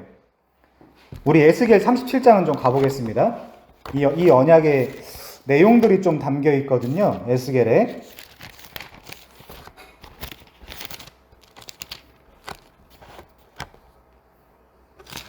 에스겔 돌아가실 때까지 안 읽을 분들이 많이 있거든요. 실은. 대신 좀 읽어줘야 되겠어요. 자, 24절. 에스겔 37장 24절. 내 종 다윗이 그들의 왕이 되리니 그들 모두에게 한 목자가 있을 것이라. 그들이 내 규례를 준수하고 내 율례를 지켜 행하며. 야곱도 안 지키고 막 살인하고 강간하고 그지 됐는데 이게 그거겠어요? 여러분? 이 말이? 25절. 내가 내 종 야곱에게 준 땅. 또 나오죠? 성경에 계속 나온단 말이에요, 이게. 그 족장 언약을 여러분들이 크게 나오는 이 언약들을 잘 이해하고 있으면 성경이 어렵지 않아요. 내가 내 종 야곱에게 준 땅, 곧 그의 조상들이 거주하던 땅에 그들이 거주하되 그들과 그들의 자자손손이 영원히 거기 거주할 것이. 왜요? 베리트 올람 때문에. 아브라함에게 주신 베리트 올람 때문에. 내 종 다윗이 영원히 그들의 왕이 되리라. 이 다윗은 지금 누굴 상징할까요? 26절. 내가 그들과 화평의 언약을 세워서. 이건 베리트 샬롬이에요. 베리트 샬롬. 근데 우리 왕의 별명이 누굽니까? 우리의 왕의 별명이 평강의 왕이죠. 화평의 언약을 세워서 영원한 언약이 되게. 여기 또 나오잖아요. 또 그들을 견고하고 번성하게 하며 내 성소를 그 가운데에 세워서 영원히 이르게 하리니. 여기 나오는 성소는 결국에 누구랑 연결되죠? 예수님이랑 연결되잖아요. 내가 니들의 성전이다. 저게 니들의 성전이 아니다. 내가 성전이다 그러잖아요. 내 처소가 그들 가운데 있을 것이며 나는 그들의 하나님이 되고 그들은 내 백성이 되리라. 언약 표현. 내 성소가 영원토록 그들 가운데 있으리니 내가 이스라엘을 거룩하게 하는 여호와인 줄을 열국이 알리라 하셨다 하라. 이런 의미에서 열국의 아버지 아브라함. 자, 17장 8절 이어서 봅니다. 내가 너와 내 후손 제라에게 네가 거류하는 이 땅 곧 가나안 온 땅을 주어. 똑같은 얘기예요. 이 에스겔 37장이랑 영원한 기업이 되게 하고. 그쵸? 똑같죠? 흔들려요? 안 흔들려요? 구원에서 탈락합니까? 안 합니까? 영원한 기업을 줬는데 다시 뺏어요? 아니죠. 잠깐 하나님의 경륜으로 쫓겨나는 한이 있더라도 다시 또 그 땅으로 돌아오는 것이 이스라엘의 역사예요. 아니 그 땅에서 쫓겨났으면 딴 데 가서 살면 되잖아요. 왜 굳이 그 땅으로 돌아와야 되냐고요. 이거 설명하려고 그러는 거예요. 이거 설명하려고. 그리고 이 이스라엘은 기능적 존재죠. 우리 구원을 알려주는. 전 여러분이 충분히 다 이해할 거라고 생각을 합니다. 나는 그들의 하나님이 되리라. 9절. 하나님이 또 아브라함에게 이르시되 그런즉 너는 내 언약을 지키고. 자, 이제 언약을 지키라 그래요. 자, 이제부터 핵심인데 이게 무슨 뜻일까요? 네 후손도 대대로 지켜라. 자, 이제 하나님이 언약을 지키라고 해요. 꼭 분명히 인간에게 언약을 지키라고 합니다. 근데 너만 지켜선 안 돼요. 대대로 지금부터 설명할 이 언약을 지켜야 돼요. 자, 11절 그 언약의 내용. 너희는 포피를 베어라. 이게 뭘까요? 이것이 나와 너희 사이의 언약의 표징이니라. 왜 하필 포피를 벨까요? 이것도 여기만 놓고 생각하면 좀 어려워요. 아니, 너는 내 백성이야. 포피를 베어라. 연결이 됩니까? 자, 잘 생각해 보세요. 지금부터 좀 머리를 쓰셔야 돼요. 이 본문을 이해하기 위해서. 자, 이 말은 이 내러티브를 우리가 이해할 때 생각나는 게 있어요. 또 동시먼적 구조로. 창세기 32장의 사건이 생각나야 돼요. 자, 야곱이 압복강을 건너기 전에 하나님이 나타나서 그를 어떻게 하죠? 치죠. 어디 쳐요? 응? 어디 쳐요? 그럼 지금 어디다 할례를 받으래요, 지금? 두 개가 뭔가 비슷하지 않아요? 두 사건도 또 뭐예요? 다 끝나고 나서 이 오트, 이 표직이 다 끝나고 나서 뭐예요? 이름 바꿔주잖아요. 두 사건 다. 하나님이 나타나서 그를 칩니다. 씨름하잖아요. 그 천사가 사실 하나님이란 말이에요. 말라크 엘로힘이라고 표현되어 있지만 하나님의 사자라고 되어 있지만 또 다른 병행 구절에는 하나님이라고 되어 있어요. 그때 어디를 칩니까? 넓적다리, 환도뼈라고 번역이 되어 있지만 남성의 생식기 부분을 친단 말이에요. 좀 이상하죠? 왜 자꾸 생식기입니까? 이게 다 같은 내용이란 말이에요, 이게. 왜 아브라함도 생식기, 야곱도 생식기예요? 하나님이 좀 뭔가 이상한 분인가? 자, 야곱은 그날 야레크 환도를 가격당한 그날 어떻게 됐죠? 죽은 자가 됐단 말이에요. 그래야 강을 건너는 거예요. 죽어야.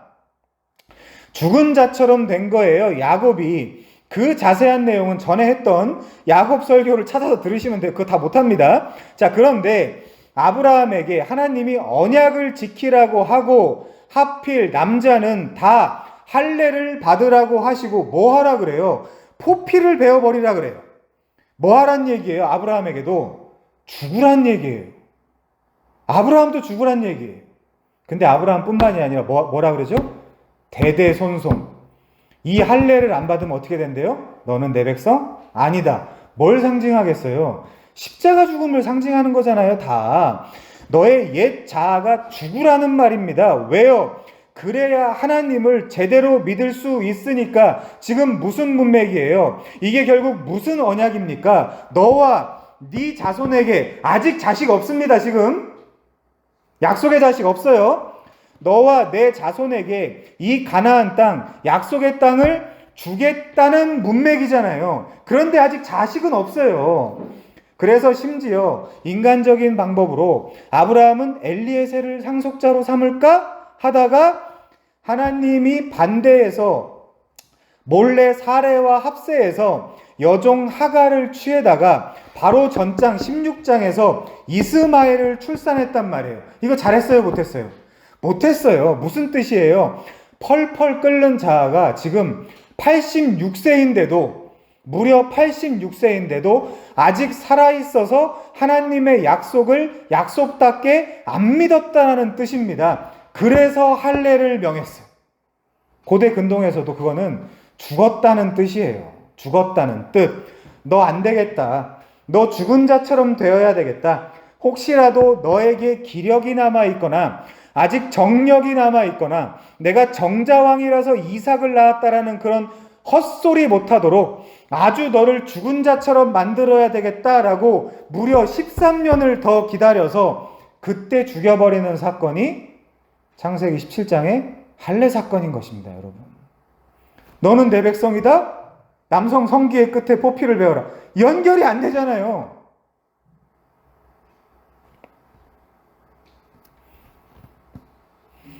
(86세인데도) 자아가 살아있어서 하나님의 약속을 믿지 못한 아브라함을 기다리시고, 야곱이랑 똑같죠? 내가 저를 이기지 못함을 보고 쳤다? 86세인데도 안 돼서 99세에 나타나서 야, 그냥 죽자. 이게 할례 문맥이란 말이에요, 여러분. 그래서 여러분도 아직 하나님이 안 나타나시는 걸 수도 있어요. 여러분을 좀 더 죽여야 될 것 같아서. 물에 빠진 사람 구하려면 그래야 되잖아요. 여러분은 자아가 다 죽어 있습니까? 아니잖아요. 하나님의 성품, 속성, 말씀, 약속이 지금 다 마음에 드는 게 아니잖아요. 하나님의 약속을 매주 설명해 들어도 마음에 듭니까? 아, 이건 지금 나한테 당장 필요한 건 아닌데? 비트코인, 주식. 하나님의 약속이 뭔가 껄쩍지근하잖아요. 그래서 죽이는 본문이 창세기 17장의 할례 언약이란 말이에요. 마치 야곱의 야복강처럼. 그래서 여기서 또 뭘 봤습니까? 새 이름 아브라함을 봤잖아요. 거기 들어간 자음이 숨쉰다라는 해란 말입니다. 마치 야곱이 이스라엘이라는 새 이름을 받은 것처럼 새 생명이 된다라는 뜻이에요. 이 전체 세팅을 신약시대로 끌고 오면 뭐가 됩니까? 세례잖아요. 세례가 뭔데요? 물에서 죽는 거잖아요. 죽어야 사는 진리 때문에. 그래서 더 되려, 잘 들어보십시오, 잘 믿을 수 있도록 하나님이 근거와 자료와 증거와 증명을 해주시는 것이 아니라 야곱처럼 가장 중요한 순간에 아브라함을 하나님께서 죽여버리는 방식으로 할례를 선택하신 것입니다. 넌 내 백성 할례를 행해라. 여러분도 마찬가지예요. 야곱 설교할 때도 그랬던 것 같은데 제발 좀 죽으세요. 안 죽으면 못 간다니까, 하나님 있는 데를. 자, 그럼 논점이 나오죠. 논점. 갈라디아 사람들은 어때요? 이미 성령을 받았다 그러죠. 성령은 언제 받았습니까? 예수를 내 구주로 영접할 때 받는 것입니다. 그러면 성경 전체 원리를 따라 갈라디아 사람들이 예수를 믿을 때 죽었을까요? 안 죽었을까요? 안 죽고 성령을 줬을까요? 죽었겠죠? 죽었는데 바울의 입장에서 생각해 볼 때 할례를 받겠다고 돌아다니면 복음을 변질시키는 거예요, 아니에요? 당연히 변질시키는 거죠. 그래서 디도야, 너는 할례를 받으면 안 되겠다.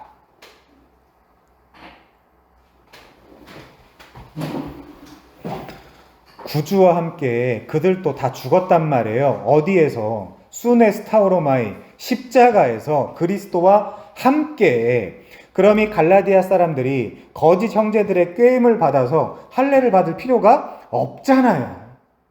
되려 조건이 되는 거잖아요. 성령을 받아서 하나님의 뜻대로 살아갈 수 있는데 율법 조문의 계명을 글자 그대로 지킬 필요가 있어요, 없어요? 없잖아요. Letter kills, but spirit gives life잖아요. 레러, 글자는 죽이는 것이고 스피릿이 생명을 주는 거잖아요. 영이. 그래서 성령을 강조한단 말입니다. 바울 입장에서 갈라디아 사람들이, 그리고 제 입장에서 여러분이 만약 무슨 할례를 받겠다 혹은 율법을 지키겠다라고 하고, 물론 하지도 않지만 이것까지 지적을 해야 돼요. 왔다리 갔다리 하고 돌아다니면 헷갈려서, 복음이 뭔지 헷갈려서 돌아다니면 제가, 그리고 바울이 뭐라고 해야 되겠어요, 여러분에게? 어리석도다, 갈라디아 사람들아. 예수 그리스도께서 십자가에 못 박히신 것이 너희 눈앞에 밝히 보이거늘 누가 너희를 꾀더냐? 내가 너희에게서 다만 이것을 알려 하노니 너희가 성령을 받은 것이 율법의 행위로냐 혹은 듣고 믿음으로냐? 너희가 이같이 어리석으냐?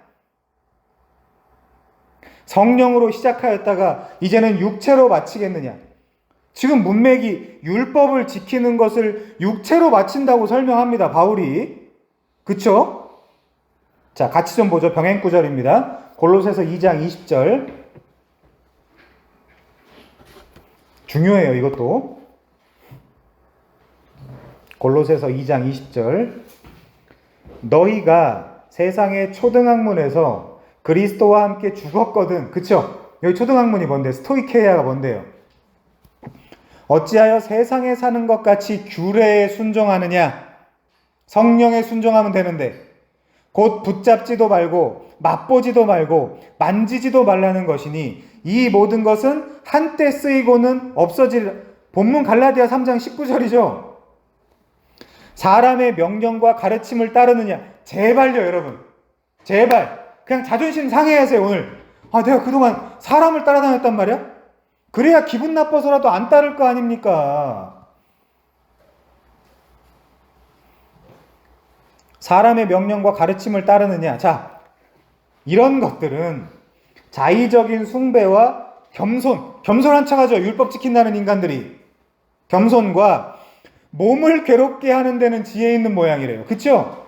아, 당연히 율법 지키면 힘들죠. 몸을 괴롭게 하는데. 자, 겸손과 몸을 괴롭게 하는 데는 지혜 있는 모양이나 오직 육체 따르는 것을 금하는 데는 조금도 유익이 없느니라. 바울이 틀리든지 율법이 틀리든지 결정하십시오.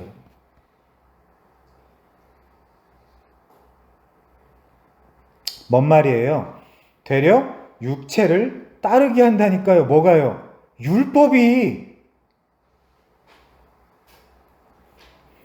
제가 초두에 분명히 말씀드렸습니다. 하나님의 약속을 따라가야 신의 성품에 참여하는 자가 되는 것이지, 율법을 지키며 사는 것이 나의 신앙의 성숙과 성장을 도모하는 것이 절대 아니다라고요. 그래서 교회에서까지 인간적 접근을 하면 어떻게 해요? 여기는 면벽수도하고 오체투지하고 깨달음을 추구하고 훈련하고 내달리는 불교가 아니란 말이에요. 교회는 하나님의 약속, 그것도 하나님의 영원한 약속을 따라서 사는 사람들의 모임인 거예요. 율법은 영원하지 않아요. 한시적이란 말이에요. 약속하신 자손이 오시기까지만 있을 거예요. 이해되시죠? 자, 12절 봅니다. 창세기 17장 12절. 조금만 더 갈게요. 너희의 대대로 모든 남자는 집에서 난 자나 너희 또는 너희 자손이 아니라 이방 사람에게서 돈으로 산 자를 막론하고, 자, 이방인도 이 죽음을 경험하면 이 공동체 안에 들어올 수 있네요. 난지 8일 만에 할례를 받을 것이라. 너희 집에서 난 자든지 너희 돈으로 산 자든지 할례를 받아야 하리니 이에 내 언약이 너희 살에 있어 영원한 언약이 되려니와. 죽음, 할례를 받지 아니한 남자 곧 그 포피를 베지 아니한 자는 백성 중에서 끊어지리니 그가 내 언약을 배반하였음이니라. 왜요? 아직 안 죽었으니까. 자, 이왕 연결해서 조금만 더 보죠. 그리고 바로 나오는 내러티브가 이삭 탄생이에요. 죽이고 이삭을 출생한단 말이에요. 우리도 우리 안에 잉태하는 예수를 어떻게 잉태하고 어떻게 출산합니까? 내가 죽지 않으면 안 돼요. 그게 산모 아닙니까?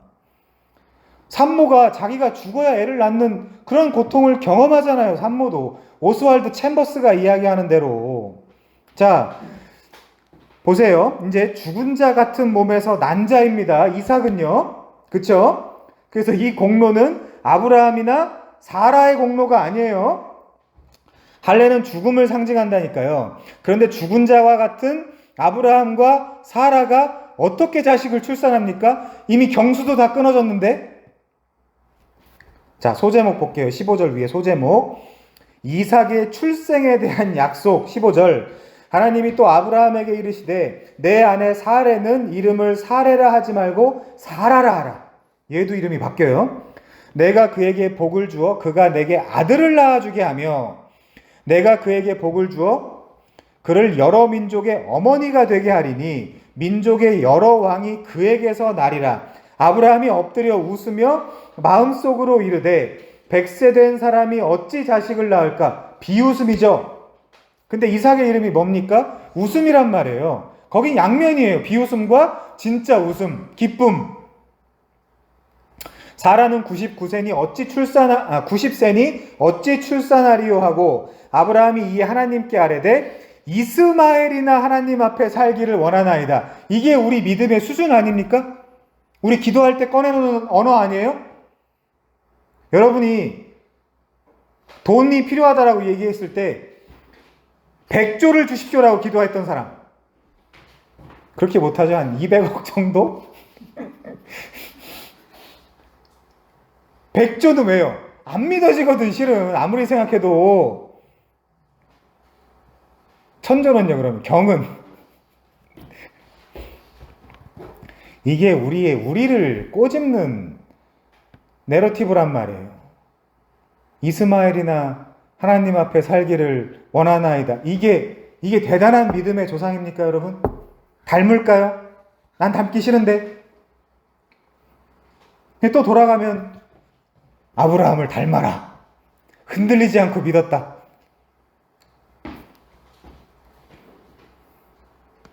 자, 심지어 사라도 18장 10절에서 하나님을 비웃습니다. 잠시 가보죠. 잡아두고. 자, 18장 10절이요. 그가 이르되 내년 이맘때, 자, 일부러 100세에 맞춰요. 아예 가망성이 없게. 내가 반드시 내게로 돌아오리니 내 아내 사라에게 아들이 있으리라 하시니 사라가 그 뒤 장막 문에서 몰래 들어요. 지나가다가 아브라함과 사라는 나이가 많아 늙었고 사라에게는 여성의 생리가 끊어졌는지라 폐경 사라가 속으로 웃고 이르되 참 웃기고 있다 저거. 내가 노쇠하였고 내 주인도 늙었으니 내게 무슨 즐거움이 있으리요. 여호와께서 아브라함에게 이르시되 사라가 왜 웃으며 이르기를 내가 늙었거늘 어떻게 동그라미 어떻게 아들을 낳으리요 하느냐. 여러분도 다 이 어떻게 문제에 걸리잖아요. 하나님이 믿을 만한 분이 아니죠. 여러분에게도. 그래서 맨날 한다는 소리, 저도 마찬가지예요. 여러분을 혼내는 게 아니라 저를 혼내는 거예요. 기분 나빠하지 마세요. 그래서 우리가 맨날 하는 소리가 어떻게 아닙니까? 그러자 14절 여호와께 능치 못할 일이 있겠느냐. 기한이 이를 때 내가 내게로 돌아오리니 사라에게 아들이 있으리라. 아브라함아 지금부터 열심히 운동해. 남성성을 길러가 아니라 어떻게 잉태한대요? 기한이 이르면 내가 그때 너에게 돌아오겠다.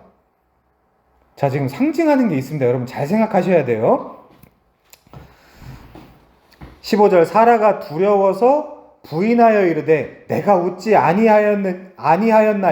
이르시되 아니라 네가 웃었느니라. 자, 다시 17장 19절입니다. 하나님이 이르시되 아니라 내 아내 사라가 내게 아들을 낳으리니 너는 그 이름을 이삭이라 하라. 왜? 웃었거든 네가. 그리고 이 이삭을 통해서 니네 가정이 웃게 될 거거든. 내가 그와 내 언약을 세우리니 그의 후손에게 영원한 언약이 되리라. 오직이 안 믿었단 말이에요. 하나님의 약속을. 그리고 이것이야말로 우리의 모습이란 말입니다. 그런데 우리가 어떻게 완성이 됩니까? 우리의 훈련? 우리가 만들어낸 인간적인 믿음? 아니란 말이에요. 아브라함에게 끊임없이 찾아오시고 끊임없이 말씀하시며 끊임없이 확증해 주신, 끊임없이 두 팔 벌리며 재차 맺으신 하나님의 언약 때문에 너희들이 안 하면 나 혼자라도 하겠다며 재물에 쪼갠 고기 사이로 홀로 지나가신 하나님의 열심 때문에 우리가 구원을 받는 거란 말이에요. 뭘 믿어요 인간이. 믿음의 조상도 이런데. 그러니 무슨 펠라기오스니 알미니오스니 그런 이야기 하지도 맙시다. 선동진에서 목회해 먹기는 기가 막히죠. 그런 우리의 헌신을 불러내기 좋은 어법들이 다 사기란 말입니다. 그것도 하나님을 이용해서 사기 쳐먹는 거잖아요. 그러니까 동의해 줄 수가 없는 거예요. 자, 그런데 우리 신약의 평가를 좀 봅니다. 히브리서 11장 8절. 신약의 평가가 중요해요. 구약에선 잘한 거 없어요. 실제. 근데 결국 평가가 중요한 거 아니에요. 히브리서 11장 8절. 믿음으로 아브라함은 부르심을 받았을 때 순종하여, 순종했나 모르겠네. 장래의 유업으로 받을 땅에 나아갈새 갈 바를 알지 못하고 나아갔으며. 기가 막히죠. 이렇게 잘했나요 아브라함이? 믿음으로 그가 이방의 땅에 있는 것 같이 약속의 땅에 거류하여 동일한 약속을 유업으로 함께 받은 이삭 및 야곱과 더불어 장막에 거하였으니 이는 그가 하나님이 계획하시고 지으실 터가 있는 성을 바랐습니다. 여러분 힘들 때 그 성 좀 바라보세요. 하나님이 지으실 성 그것 좀 바라보세요. 믿음으로. 사실 그가 부르심을 받았을 때 온전히 순종했다라고 할 수 없지만 신약 성경이 아브라함을 보고 그냥 그는 그렇게 했다라고 칭의를 해주시는 것입니다. 왜요? 왜? 미쁘신 하나님께서 그를 부르실 때 이미 목적지와 목표를 다 설정해 두시고 거기까지 끌고 가실 것이고 결과적으로 그렇게 하셨기 때문에 그렇습니다. 그래서 우리는 이 아브라함의 내러티브를 읽을 때 하나님의 열성과 하나님의 성실, 하나님의 열심을 읽어내야 하는 것이지 아브라함이 잘한 것이 뭐가 있나? 닮을 것이 뭐가 있나? 이렇게 접근해버리면 오히려 성경이 참 이상한 결론이 나온단 말이에요. 그렇게 설교하기는 너무 편해요. 저도 한 번도 그렇게 해본 적은 없지만 야 이거 날로 먹는데? 대충 몇 줄 읽어놓고 이런 사람 됩시다. 이러면 될 거 아닙니까? 반대로 여러분 이런 설교 준비하는 게 얼마나 힘든지 아세요? 조금만 비껴가면, 이런 설교하는 사람들은 조금만 비껴나면 대적자들에게 엄청난 공격을 받을 수밖에 없는 그런 메시지들이에요. 여러분, 기존 교회에서 누가 잘못한다라고 뭐라고 안 하죠? 왜? 다 똑같은 놈들이니까. 누가 좀 잘못한다? 아니, 조금이 아니라 말도 안 되는 소리에도 그거 공격합니까? 자기들끼리? 보셨어요? 그거 공격하는 거? 난 한 번을 못 봤네? 근데 오직 구속사 설교하는 사람들만 공격당해요. 오직. 그거 참 이상하죠? 저긴 아무리 틀리고 말도 안 되는 소리를 해도 공격을 안 당하는데 그거 참 이상하죠? 자, 이런 건 차치하고 도대체 어쨌든 아브라함이 잘한 거 있으면 하나라도 소개해달란 말이죠. 없습니다. 이 사람은 100% 정말 100% 하나님이 만드신 믿음의 사람이란 말이에요. 그리고 더불어 우리도 그렇게 되어 갈 거란 말이죠. 그래서 성경이 미리 알고 아브라함에게 복음을 전했다는 것입니다. 우리더러 복음이 뭔지 아브라함의 인생 전체를 통해 좀 읽어보라고. 그런데 닮을 건 없잖아요. 하나님께서 다 하시지 않았습니까? 부르시는 것부터 약속을 주시고 기르시고 성취하시고 가나안 땅으로 심지어 끌어다가 넣잖아요. 어디 본받을 게 하나나 있습니까? 없습니다. 연결해서 사라도 좀 봅니다. 히브리서 11장 11절 조금만 볼게요. 믿음으로 사라 자신도 나이가 많아 단산하였으나, 단산이 뭔지 아시죠? 잉태할 수 있는 힘을 얻었으니 이는 약속하신 이를 미쁘신 줄 알았습니다. 비웃었잖아요, 너는. 이게 중요하단 말이에요. 이게 우리가 잘 살지 않습니다, 결코. 그래서 우리의 칭의도 사기예요. 불의한 하나님의 칭의란 말이에요. 이것만 들으면 또 오해의 소지가 있겠죠. 하나님이 불의하다는 게 아니라 우리의 구원 자체가 불의하다고요. 의로운 하나님의 눈으로 볼 때. 이러므로 죽은 자와 같은 한 사람으로 말미암아 어떻게 됐대요? 하늘의 허다한 별과 또 해변의 무수한 모래와 같이 많은 후손이 생육하였느니라. 자, 아브라함과 사라가 도와서 한 일입니까? 아니면 죽은 자와 같은 사람인데, 사실 사람만이 아니고 둘 다 죽은 자와 같은 나이죠. 그 죽은 자와 같은 아브라함과 사라를 통해 하나님이 불어넣으신 생명의 역사입니까? 하나님의 사역의 결과죠. 자, 그러면 생각해 봅시다. 도대체 이삭이 어떻게 사라의 뱃속에 배란 수정 착상이 될 수 있었죠? 아브라함도 문제가 있었고 사라의 경수도 이미 다 끊어졌습니다. 조건은 이들에게 1도 없어요. 자, 무슨 얘기하는지 잘 상상하며 들어보세요. 단산했습니다. 그러면 이삭은 무슨 자녀예요? 약속의 자녀죠. 그리고 이삭의 진짜 부모는 누구예요? 얘들에겐 조건이 없다니까요. 얘들을 통해서 난 게 아니란 말이에요. 그럼 이삭의 진짜 부모는 누구예요? 하나님이죠. 하나님으로 말미암아 명년 그때 내가 가서 잉태시킬게. 하나님으로 말미암아 잉태하고 출산된 약속의 자녀란 말이에요, 이삭은. 자, 그러면 이 모든 메시지가 결과적으로 누구를 지향하고 있어요? 이 약속의 자손 이삭이 예표하는 진짜 아브라함의 후손은 누구예요? 예수 그리스도잖아요. 성령으로 잉태한 예수 그리스도, 약속으로 오신 아브라함의 진짜 자손 예수 그리스도, 실제 진짜 약속의 자녀이며 약속의 후손인 씨, 제라, 스페르마, 예수 그리스도. 그러면 하늘의 허다한 별과 또 해변의 무수한 모래와 같이 많은 후손이 생육하게 된 그 원인이 어디 있어요? 하나님의 은혜에 있죠. 하나님의 약속에 있죠. 어디다 감히 인간의 더러운 공로를 하나님의 은혜에다가 함께 얹을 수 있냔 말이에요. 어디다 감히. 정리하면 이런 원리로 이제 이미 그리스도를 믿을 때 그리스도와 함께 죽은 갈라디아 사람들이 다시 할례를 받을 필요도 없고 율법을 지킬 필요도 없는데 그것을 받아야 한다라는 거짓 형제들의 감언이설에 속아서 복음을 훼손하고 은혜를 왜곡하며 구원의 도리, 진리의 말씀을 곡해하니까 바울이 참을 수 없었던 것입니다. 여러분도 그렇게 하지 마십시오. 그냥 이 복음을 누리시고 즐기십시오. 그리고 전하세요. 옆에 있는 사람에게. 그리고 한 걸음 한 걸음 성장할 때 내 진짜 부모에게 효도하시고, 내 진짜 부모는 누구예요? 하나님이잖아요. 그분에게 내가 성장되면 매일매일 어버이날이라고 생각하고 그분에게 효도하시고 주변의 형제 자매들에게도 그제서야 눈을 돌려 그들을 도와주실 수 있게 되는 것입니다. 이게 올바른 수순이에요.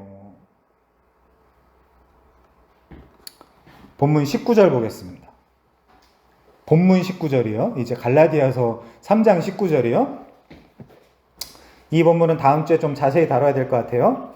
자, 19절 봅니다. 그런즉 율법은 무엇이냐? 범법함으로 더하여진 것이라 천사들을 통하여 한 중보자의 손으로 베푸신 것인데 약속하신 자손이 오시기까지 있을 것이라. 자, 중간 다 지우고 보면 이렇게 읽힙니다. 율법은 무엇이냐? 약속하신 자손이 오시기까지 있을 것이라. 끝났죠? 약속하신 자손이 근데 오셨어요. 이미 이 씨는 언약으로 시작해서 이미 성취된 모습으로 우리에게 아주 완벽하게 주어져 있어요. 더 우리가 난리칠 것이 없습니다. 아브라함도 점점 그렇게 했겠지만 신자가 약속을 바라보는 것은 종종 이 힘든 인생 속에서도 따로 시간을 내어 조용한 곳에서 맑고 고요한 저녁 하늘을 바라보는 것과 비슷하다는 생각을 저는 종종 합니다. 자, 지금부터 제가 감성팔이를 조금 하고 끝낼게요. 저는 제가 정말 좋아하는 장소가 고향에 있어요. 바다와 하늘이 한 방에 보이는 한 방조제입니다. 거기서 끝없이 펼쳐져 있는 바다와 저 먼 하늘을 바라다 보면 시간 가는 줄을 모르게 되고 그러다 보면 종종 저녁이 되고 밤이 되곤 합니다.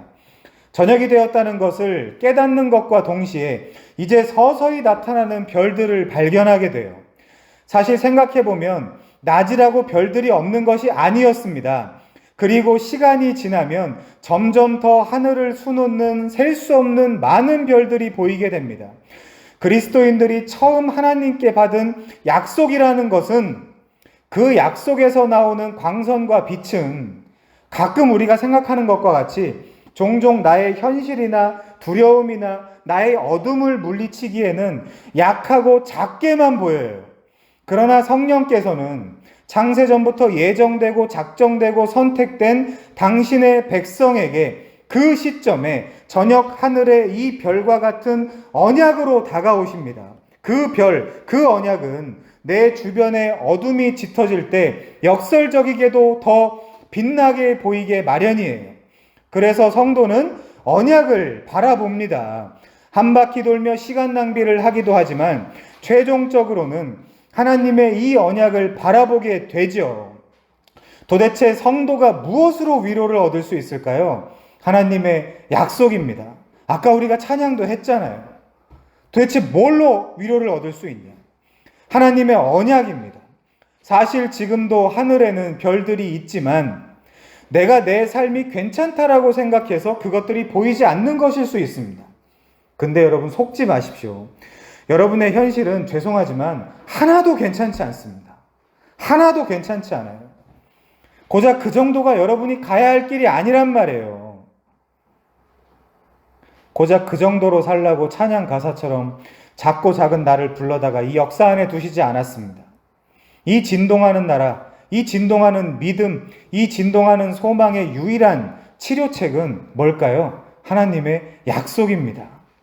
우리는 늘 흔들립니다.